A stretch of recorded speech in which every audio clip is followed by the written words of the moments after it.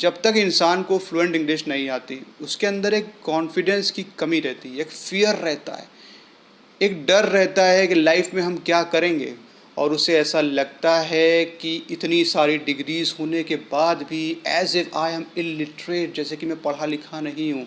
So spoken English is damn important my dear student, and आपको डरने की ज़रूरत बिल्कुल भी नहीं है, बिकॉज इफ सिप्तान is there then what is the fear. My dear student, आज जो आप लोगों को मैं पढ़ाने जा रहा हूँ उसका नाम है कैन।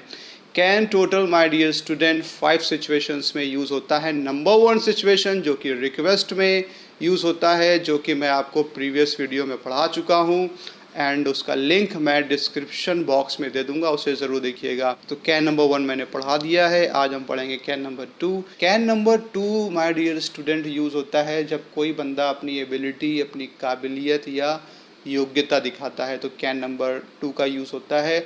जहाँ पर आप चाहो तो उस कैन का यूज़ करो, या उसका एक सब्स्टिट्यूट है is am are plus able to, यानी कि आप कैन भी बोल सकते हो और is am are able to भी बोल सकते हो। जो बोलो 100% आपकी चॉइस है। एक एग्जाम्पल लेते हैं, आप बेहतर समझ जाओगे।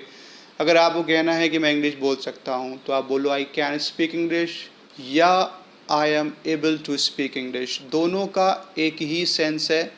और ये मेरा व्हाट्सएप नंबर है माय डियर स्टूडेंट। अगर आपके मन में कोई भी क्वेश्चन हो related to English, you can ask me any time, but मैं आपको फ़ौरन रिप्लाई नहीं कर सकता क्योंकि मेरे बहुत सारे स्टूडेंट हैं। बट ये मेरा आपसे प्रॉमिस है कि मैं आपकी प्रॉब्लम का सलूशन ज़रूर निकालूंगा और आपको रिप्लाई ज़रूर करूंगा। आज जो हम सीखेंगे, you would love it. I can season the dal, I am well versed in it. Season होता है छौंका लगाना या बघारना। मैं दाल बघार सकता हूँ, दाल में छौंका लगा सकता हूँ। I am well versed in it, मैं इसमें माहिर हूँ। वेल वर्स्ड इन समथिंग होता है किसी भी चीज़ में माहिर होना। अगर आपको किसी से कहना है कि तुम बेवकूफ़ बनाने में माहिर हो, तो आप उससे बोलिए you are well versed in making fool. तुम बातें बनाने में माहिर हो, you are well versed in making words. I can put the bottle upside down, यानी कि मैं बॉटल उल्टी रख सकता हूँ। अपसाइड डाउन का मीनिंग होता है उल्टा।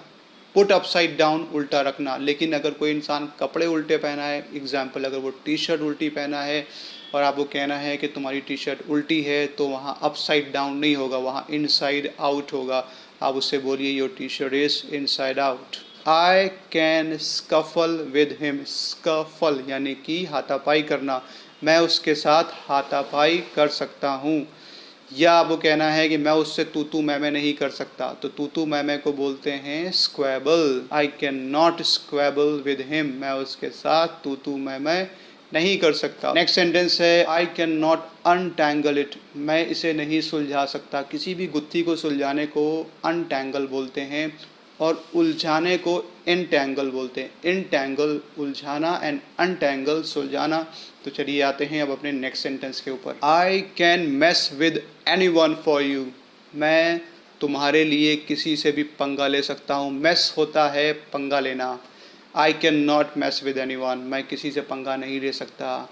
How can you mess with me, तुम मुझसे पंगा कैसे ले सकते हो। I can Wink at her, यानी कि मैं उसको आंख मार सकता हूँ। विंक होता है किसी को आंख मारना। ये सेंटेंस बस बोलिएगा, विंक, WINK, विंक, आंख मारना। I can tear your documents, you can not harm me anything. Tear होता है फाड़ना, मैं तुम्हारे डॉक्यूमेंट्स को फाड़ सकता हूँ। You can not harm me anything, तुम मेरा कुछ नहीं बिगाड़ सकते। अगर आपको किसी से कहना है कि तुम मेरा कुछ नहीं बिगाड़ सकते, you can not harm me anything. She can stand on tippy toe for 5 minutes, वो पंजे के बल 5 मिनट तक खड़ी हो सकती है। स्टैंड ऑन टिपी टो का मतलब होता है पंजे के बल खड़ा होना। कम ऑन टिपी टो का मतलब होता है दबे पांव आना। नेक्स्ट सेंटेंस है my dear student, she can unveil him, वो उसका पर्दा फाश कर सकती है। But she is not like that, वो वैसी नहीं है। अनवेल समबडी यानी कि किसी का पर्दा फाश करना। नेक्स्ट सेंटेंस है my dear student, I am exhausted. Exhausted यानी कि मैं थक के चूर हो गया हूँ। एग्जॉस्टेड का मतलब होता है थक के चूर होना। आई am exhausted, still I can do the bed, फिर भी मैं बिस्तर ठीक कर सकता हूँ। डू होता है किसी भी चीज़ को ठीक करना। एग्जाम्पल, आपको किसी से कहना है सोफ़ा ठीक कर दो, डू द सोफ़ा। बेड ठीक कर दो, डू द बेड। कर्टन्स ठीक कर दो, do the curtains.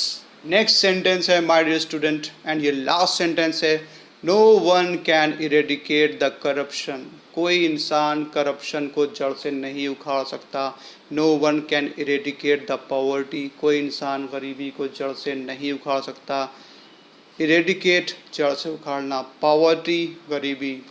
My dear student, अगर मेरी आपको वीडियो पसंद आई हो तो इसे लाइक करिए, सब्सक्राइब करिए, और इंग्लिश से रिलेटेड कोई सवाल हो तो again I am telling you, ये मेरा व्हाट्सएप नंबर है, मुझसे पूछिए। I will try to help you out. मिलेंगे अपनी नेक्स्ट वीडियो में। अभी हमें 3 कैन और पढ़ने हैं। And till then bye bye, take care and remember me in prayer.